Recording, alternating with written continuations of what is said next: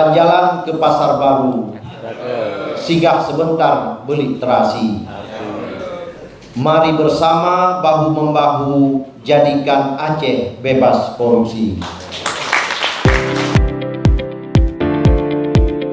Wakil Gubernur Aceh Fadlullah secara resmi membuka rapat koordinasi pencegahan korupsi yang diselenggarakan di ruang rapat Inspektorat Aceh Selasa 19 Mei 2026. Rakor tersebut diikuti oleh jajaran pemerintah Aceh, pemerintah kabupaten kota, serta SKPA terkait.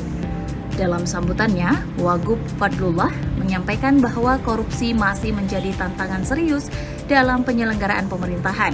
Ia menilai upaya pencegahan korupsi tidak cukup hanya dilakukan melalui regulasi dan sistem, tetapi juga membutuhkan integritas, komitmen moral, dan kesadaran bersama seluruh elemen pemerintahan.